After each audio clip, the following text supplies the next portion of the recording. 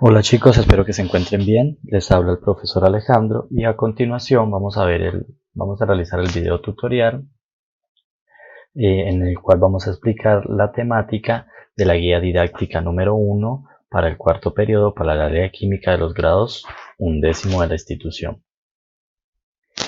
Antes de explicar como tal la guía, les voy a decir de una vez que esta guía, las guías que vamos a ver este cuarto periodo, más que la temática nueva, es un repaso de todo lo que tiene que ver con química, con el fin de que ustedes las tengan en cuenta y estudien para que estén un poco más preparados a la hora de presentar las pruebas de estado. En la guía ustedes las podrán ver largas, pero el taller son solo responder 6 preguntas tipo ITFES nomás. Ustedes, aquí está la metodología, aquí está la temática. Ustedes simplemente leen y con base en esa temática pues respondan y argumentan las 6 preguntitas que hay al final. Lo ideal es que cada semana podamos desarrollar una guía y así pues poder hacer un repaso y que ustedes puedan ir un poco más preparados a la presentación de la prueba. ¿Listo? Entonces, como ya hemos venido trabajando, me envían el trabajo ya sea por WhatsApp o por correo electrónico, como ustedes prefieran, como más se les facilite. Recuerden que lo pueden hacer tanto en hojas de blog, en hojas cuadriculadas, lo pueden hacer en su cuaderno o si quieren en la misma, a computador, en la misma guía o en la misma guía que ustedes impriman. Entonces, en esta primera guía vamos a tratar la materia, el tema relacionado con la materia, estructura atómica, tabla periódica y el enlace químico. Yo voy a tratar de explicarlos esto de forma muy rápida, de tal manera que el video no se haga tan extenso y con eso pues ustedes no se estresen tanto. ¿Listo? Entonces lo primero que vamos a hablar es de la materia. ¿Qué es la materia? La materia es todo lo que nos rodea y que cumple principalmente dos características. Que tiene masa y que ocupa un lugar o que ocupa un volumen, que ocupa un lugar en el espacio. Todo lo que tenga masa y ocupe un lugar en el espacio se puede considerar como materia. Recordemos que la materia no la podemos crear de la nada. Nosotros no podemos crear de la nada. Toda la materia que existe en el universo se creó a través del Big Bang, la gran explosión. Toda esa materia que se creó en esa gran explosión, esa es la única materia con la que contamos. Nosotros no hemos hecho nueva materia. Lo que nosotros sí podemos hacer es transformar esa materia, ¿listo? Pero no podemos crear materia de la nada, ni tampoco la podemos destruir. La materia no se crea ni se destruye, sino que se transforma, ¿listo? En energía, en otro tipo de sustancias, pero se transforma. De ahí la famosa ecuación de Einstein. Energía es igual a masa por la velocidad de la luz al cuadrado, ¿listo? Entonces, ¿cómo está compuesta la materia? Entonces, digamos que la materia está compuesta por sustancias, o la materia se puede definir por medio de sustancias puras, ¿listo? ¿Cuáles son esas sustancias puras? Los átomos, los elementos. Hay sustancias puras que son simples, como los elementos, que están formados de un solo átomo, y hay sustancias puras que también se denominan compuestos, que están formados por la unión de uno o dos átomos, ya sean iguales o diferentes. Los compuestos dan lugar a la formación de moléculas. Y la otra parte de la materia son las mezclas. En la materia encontramos mezclas y sustancias puras. Entonces las mezclas es la unión de una o dos sustancias, pero estas no reaccionan. A pesar de que las tengamos juntas, no reaccionan. Juntas, pero no revueltas. Entonces las mezclas pueden ser homogéneas, si no podemos identificar los componentes de la mezcla, es decir, si no podemos identificar el soluto y el solvente. Y heterogéneas cuando podemos identificar el soluto y el solvente. Ejemplo de una mezcla homogénea, agua y sal. Si ustedes disuelven un poco de sal en agua, van a tener una mezcla porque van a tener agua y sal juntas, pero se pueden separar por otro medio, ¿listo? Pero vamos a ver una sola fase, no vamos a poder identificar el agua de la sal. Mientras que una mezcla heterogénea, por ejemplo, agua y aceite, ¿cierto? Van a estar juntas, pero vamos a identificar las dos fases, el agua en un lado y el aceite en el otro, a pesar de que estén en el mismo recipiente. ¿Listo? Entonces la materia cumple con diferentes propiedades. ¿Cuáles son las? Hay dos tipos de propiedades, las propiedades intrínsecas y las propiedades extrínsecas. Extrínsecas y intrínsecas. Las propiedades extrínsecas o extensivas son aquellas que no varían con la cantidad de materia. Son aditivas y por lo general resultan de la composición de dos propiedades extensivas. Estas son el punto de fusión, el punto de ebullición, la densidad, el coeficiente de solubilidad, el índice de refracción. Por ejemplo, Si usted tiene 1 litro de agua y lo pone a hervir, él siempre va a empezar a hervir a los 100 grados centígrados, cuando llegue a los 100 grados centígrados. Si pone 2 litros, igual va a hervir cuando llegue a los 100 grados centígrados. Y así sucesivamente son. Independientemente de la cantidad, estas variables, estas propiedades no van a cambiar. No dependen de la cantidad de sustancia que tengamos. Mientras que las intrínsecas o intensivas son aquellas que sí dependen de la cantidad de sustancia. Si hay mayor o menor cantidad de sustancia o si hay mayor o menor cantidad de materia. Entre estas tenemos el peso, el volumen y la longitud. ¿Listo? Entonces aquí tenemos un cuadro donde nos explica, donde nos deja ver algunas propiedades intrínsecas, extrínsecas de la materia. ¿Listo? Luego pasamos a estados de la materia. Recordemos que principalmente en el planeta Tierra encontramos 3 estados de la materia: los sólidos, los líquidos y los gaseosos, y cada uno de esos estados pues tiene un comportamiento específico. ¿Cómo podemos determinar o cómo podemos observar mejor estos estados de la materia? Si lo pudiéramos ver a nivel microscópico, si pudiéramos ver el comportamiento de las moléculas, ya que todos los tres, la materia pues como está compuesta por partículas, pues si pudiéramos mirar a escala esas partículas, pues podríamos comprender mejor el estado de cada uno de cada uno de los estados, o cómo se comportan cada uno de los estados. Pero cada uno de estos estados tiene unas características. Por ejemplo, el estado sólido podemos ver que tiene forma definida, que tienen un volumen constante, ¿no es cierto? Que no se dejan, no resisten presiones, porque si los presionamos mucho los deformamos. ¿Listo? Los líquidos, en el estado líquido las fuerzas de atracción van a ser casi iguales que a las de repulsión.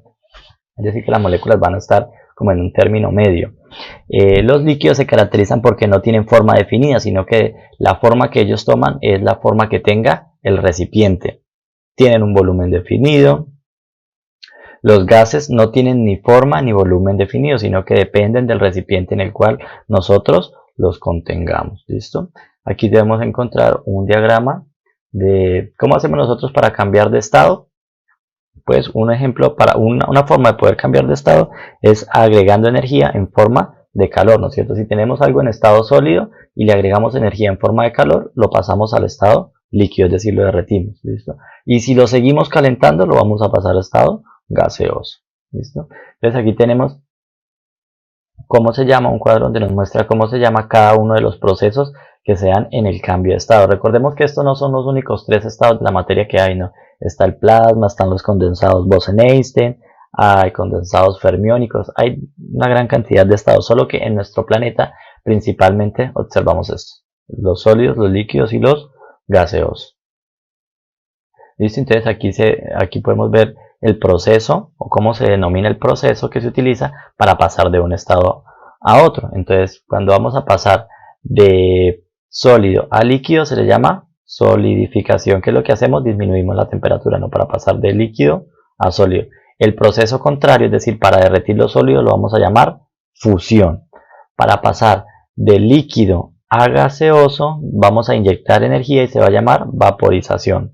¿Listo? Y para hacer el proceso contrario de gaseoso a líquido se va a llamar condensación. Y ya cuando hacemos el paso directo de sólido a gaseoso se llama sublimación, sin pasar por el estado líquido, sino que lo calentamos tanto que de una vez lo pasamos al estado gaseoso, se llama sublimación. Y el proceso contrario se llama sublimación inversa. ¿Listo? Ahora vamos a hablar de la energía. ¿Listo? Digamos que la energía como tal no tiene una definición específica. ¿Listo? Pero pues entonces aquí vamos a hablar de algunas características que cumple la energía. Entonces tenemos formas y fuentes de energía. Las formas de energía, ¿cuáles son?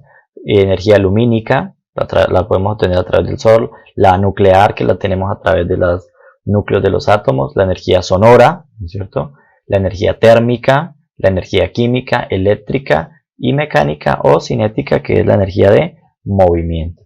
¿Cuáles son las fuentes de energía? Las podemos clasificar según su uso o según su procedencia. Entonces, según su uso tenemos unos tipos de energía que utilizamos nosotros bastante, como los combustibles fósiles, que son los que utilizamos para movilizarnos, principalmente en vehículos; el viento, que lo utilizamos para producir energía eléctrica; El agua también lo utilizamos para producir energía eléctrica, y los materiales radiactivos procede principalmente de este tipo de energía de forma nuclear. Las menos utilizadas, el sol, ¿no es cierto? Digamos que a pesar de que ya se está ampliando el uso de paneles solares, comparado con estas de acá, pues no es mucho el uso. La biomasa, la energía que se obtiene de las olas, ¿no es cierto? Como las olas están moviendo, están en constante movimiento, pues a partir de ese movimiento ese tipo de energía la podemos transformar hasta obtener energía eléctrica. Y las aguas de zonas volcánicas. Las aguas de zonas volcánicas por lo general son muy calientes, por ende generan vapor, y ese vapor es el que se utiliza para hacer mover las turbinas y conseguir energía eléctrica. ¿Listo? Y según su procedencia, entonces tenemos que hay energías no renovables y energía renovables. Energías no renovables, como por ejemplo los combustibles fósiles. Es ahí el gran dilema que tenemos con el uso de combustibles fósiles, ya que en algún momento se va a acabar y digamos que todavía no tenemos un plan B cuando se acaben esos combustibles fósiles, como el petróleo y todos sus derivados. Y el problema con las energías, desde ahí es que donde tenemos que pasar a utilizar más energías renovables, como por ejemplo la nuclear, que es una energía renovable, la energía solar es una energía renovable, la energía que se obtiene del viento, porque el viento no se va a acabar, el de la marea también es una energía renovable, el de las aguas volcánicas, sino que pues por diferentes motivos económicos y de dinero, pues digamos que no hemos hecho el paso a ese tipo de energías renovables, que son además que no contaminan tanto como lo hacen los combustibles fósiles. ¿Listo? Entonces ya una vez habiendo visto la materia, con los estados de la materia, pues que la materia está íntimamente ligada con la energía, porque la materia se puede transformar en energía, vamos a pasar a la estructura atómica, a el átomo, que es el componente principal de la materia. Todo en el universo está hecho de átomos o de sus partículas subatómicas. ¿Listo? Entonces en el átomo, digamos que el átomo que ustedes ven es una representación nada más. ¿Listo? Entonces, por eso se llaman modelos atómicos, porque es una representación del átomo. Nadie ha podido ver ese átomo como tal, sino que se tiene en esa representación con base en los diferentes experimentos que hicieron cada uno de estos señores, de estos científicos que aportaron a la idea del átomo. Entonces el primero fue John Dalton, que decía que el átomo era una esfera compacta, una sola esfera compacta, indivisible, que no se podía dividir. Posteriormente llegó Thomson y dijo que no, que Thomson se le atribuye que descubrió el electrón, y ya Thomson propuso el modelo del pudín con pasas, que es como una esfera compacta, pero dentro tenía cargas negativas. Después llegó Rutherford, que Rutherford separó, digamos, que esta idea que tenían estos dos señores, y gracias a su experimento de la lámina de oro logró determinar que el átomo tiene un núcleo en el cual están unas partículas y tiene una periferia en el cual están otras partículas. En este caso el núcleo dijo que era una estructura muy sólida que no se podía penetrar, y mientras que donde estaban las otras partículas que llamó electrones, que se llamaban ya electrones, era la periferia, y era gran cantidad de eso, era espacio vacío. Posteriormente llegó Bohr, entonces ya Bohr organizó el átomo teniendo en cuenta las ideas de Rutherford, ya organizó pues el átomo con su núcleo central, habló de niveles de energía, de subniveles, y posteriormente llegó el modelo mecánico cuántico, que es el que utilizamos actualmente. ¿Listo? Entonces, ¿cómo está conformado el átomo? El átomo actualmente sabemos que está conformado por un núcleo central, que es muy pequeño en comparación con el átomo, muy pequeño, y una nube electrónica. Dentro del núcleo vamos a encontrar dos partículas atómicas, protones y neutrones. Los protones de carga positiva y los neutrones, pues como su nombre lo indica, son eléctricamente neutros. ¿Listo? Los protones nos indican el número atómico. ¿Qué es el número atómico? Si ustedes van a la tabla periódica van a ver que cada elemento tiene un numerito. 1, 2, 3, 4, 5, 6, 7. El hidrógeno está en el número 1 porque solo tiene un protón. El helio tiene el número atómico 2 porque tiene 2 protones. El litio tiene el número atómico 3 porque tiene 3 protones. Y el berilio tiene el número 4 porque tiene 4 protones. Y así sucesivamente. El hierro tiene el número atómico 26 porque en su núcleo tiene 26 protones. ¿Qué quiere decir? Que ese número atómico depende de la cantidad de protones que tenga el elemento. ¿Listo? Y también encontramos los neutrones. La suma de protones más neutrones nos determina el número másico. Eso en cuanto en el núcleo.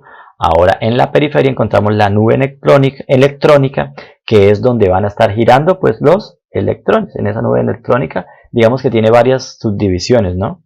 Esa nube electrónica está dividida, ¿no es cierto? Está dividida en unos niveles de energía, que en total son 7 niveles de energía. 7 niveles de energía, ¿no es cierto? Dentro de esos niveles de energía nosotros vamos a encontrar unos subniveles. ¿Cuáles son los subniveles? S, P, D y F. Dentro de esos subniveles nosotros vamos a encontrar unos orbitales. Cada subnivel tiene una cantidad determinada de orbitales. El subnivel S tiene solo un orbital, el P tiene 3 orbitales, 3 cuadritos, el D tiene 5 orbitales y el F tiene 7 orbitales, van aumentando de 2 en 2. Y dentro de cada uno de esos orbitales cabe una cierta cantidad de electrones, en este caso 2. Por cada orbital van a haber 2, entonces aquí en total serían 2. Aquí como hay 3 orbitales y en cada uno caben 2 electrones, en total serían 6. Aquí como hay 5 orbitales y en total en cada uno caben 2 electrones, es decir que en total tendríamos 10 electrones. Y acá como hay 7 orbitales y en cada uno caben 2 electrones, en total tendríamos 14 electrones. ¿Listo?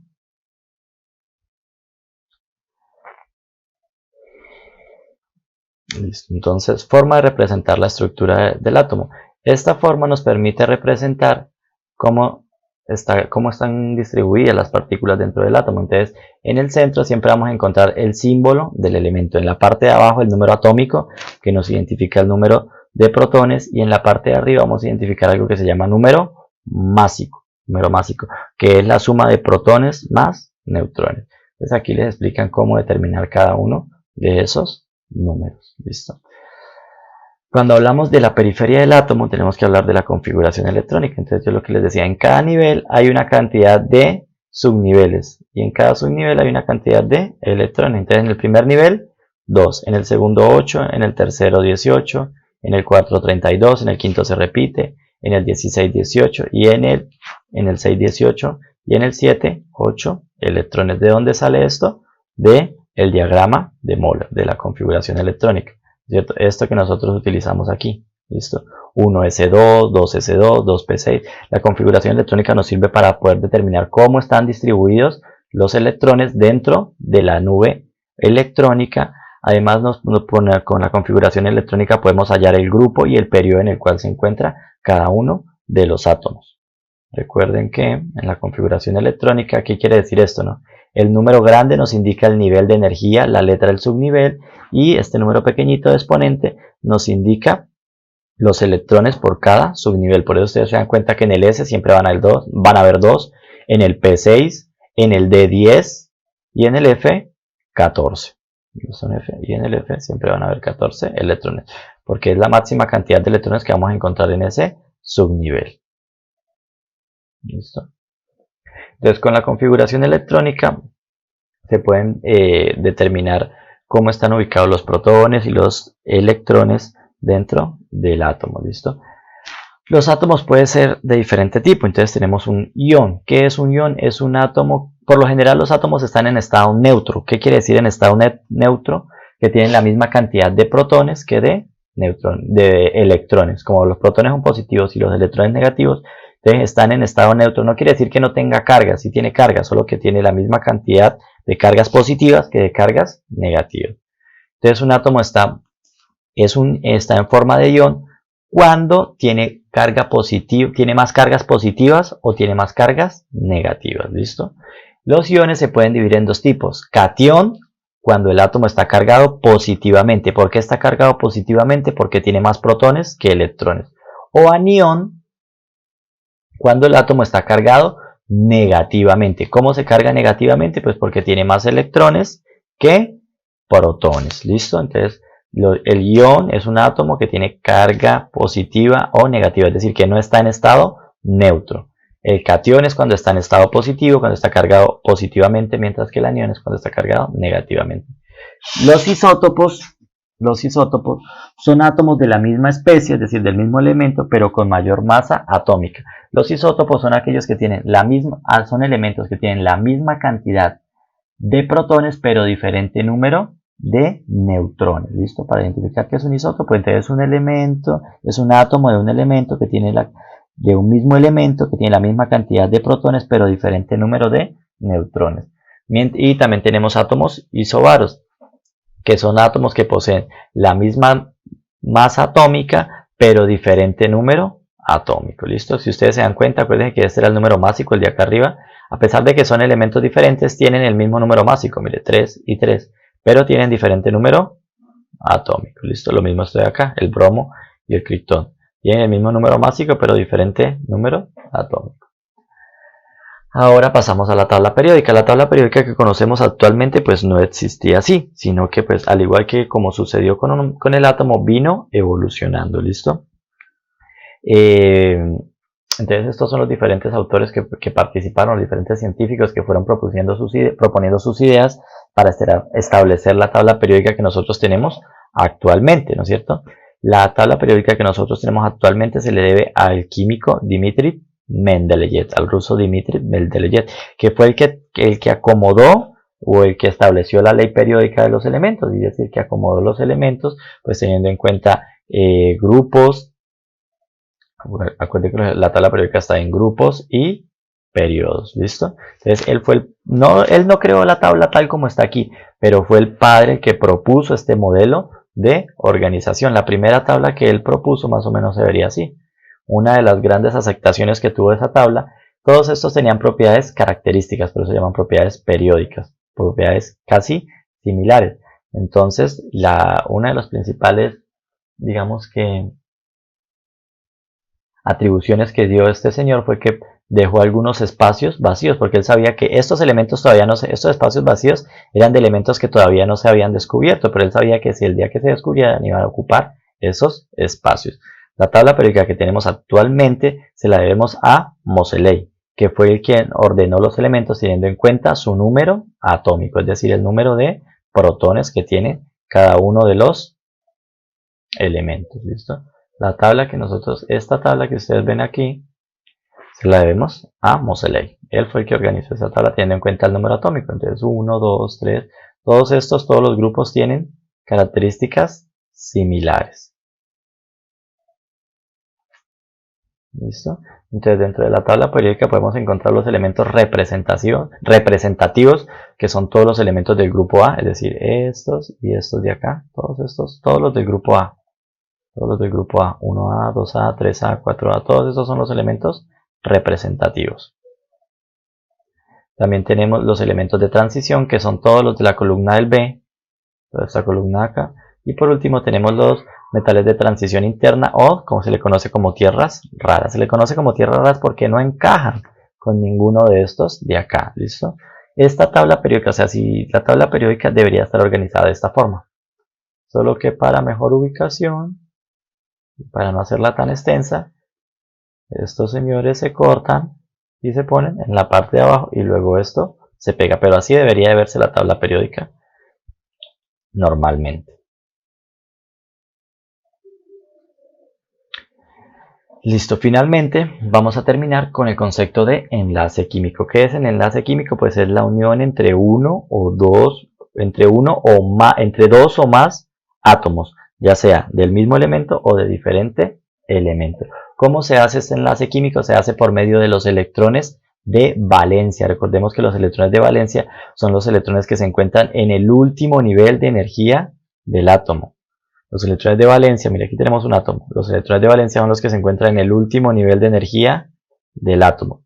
Estos electrones de valencia son los encargados de realizar el enlace químico. El enlace químico se hace debido a las diferentes fuerzas de atracción y repulsión que se dan entre esos electrones de valencia. ¿Para qué se unen esos elementos? Para alcanzar una mayor estabilidad. Recordemos la regla del octeto, ¿no? De que la regla que nos indica que los elementos tienden a completar con 8 electrones su último nivel de energía. ¿Cómo completan? Ya sean prestándose, regalándose o compartiendo elementos. Entonces aquí tenemos un cuadro que nos resume los tipos de enlace químico. Entonces tenemos el enlace iónico. ¿Cuándo se da el enlace iónico? Cuando un elemento le regala completamente, le cede completamente un electrón o más de un electrón al otro elemento. Por lo general se dan entre elementos metales y no metales. ¿Listo? ¿Y por qué se llama iónico? Porque al regalarle el electrón, pues ¿qué va a pasar? Ya va a dejar de ser un átomo neutro, y si regala un electrón va a quedar cargado positivamente, y si el otro recibe va a quedar cargado negativamente, es decir que van a quedar convertidos en iones. Mire, por ejemplo aquí, el sodio es el que le regala un electrón al cloro. Entonces, como le regala un electrón, entonces el cloro va a quedar cargado negativamente, mientras que el sodio, como regala un electrón, va a quedar con más protones en su núcleo, entonces va a quedar cargado positivamente. El enlace metálico, que se da principalmente entre elementos metálicos. El enlace covalente, que se da principalmente entre elementos no metálicos. En el enlace covalente no se regalan electrones, sino que simplemente se comparten. Se comparten electrones para que juntos completen la regla del octeto. Y aquí están las diferentes fuerzas de las que yo les hablaba. Las fuerzas de Van der Waals, en los puentes de hidrógeno, son las fuerzas que permiten, digamos, que se genere ese enlace químico. ¿Listo? Entonces, una forma de poder clasificar o de poder saber si un compuesto tiene un enlace iónico, si tiene enlace iónico o si tiene enlace covalente, es teniendo en cuenta la electronegatividad que la encontramos en la tabla periódica. La electronegatividad es la tendencia que tienen los átomos a prestar o a compartir electrones. Entonces, si la diferencia de electronegatividad, si la resta entre la electronegatividad de un elemento y la del otro es igual a 0, es un enlace covalente polar. Si la diferencia de esa electronegatividad está entre 0,1 y 1,7, es un enlace covalente polar. Y si es mayor de 1,7 esa diferencia, ya vamos a tener que es un enlace iónico. ¿Listo? Listo, entonces yo creo que eso sería todo. Aquí encontramos el taller. Como les decía, el taller son preguntas tipo IFE. Aquí yo les dejo una de ejemplo. Miren. Ustedes tienen que marcarme la respuesta correcta y justificarme esa respuesta. Aquí les dice cómo justificar la respuesta. ¿Listo? Entonces de aquí para acá son las preguntas que le tocan a ustedes. Son solo 6 preguntas. ¿Listo? Es más, aquí les dejo la pista. Entonces mira, aparece la pregunta y aparece la temática. Entonces ustedes ya saben dónde devolverse y buscar para encontrar la respuesta y poder justificar la respuesta que necesitan para cada uno de los tipos de preguntas. No deberían de equivocarse porque tienen toda la temática, tienen dónde ir a buscar, ¿no es cierto?, la parte exacta, entonces no deberían de equivocarse. Pero de todas formas, cualquier cosa ustedes saben que me pueden escribir y yo estaré atento a responderles. Espero que estén bien y nos vemos en una próxima oportunidad.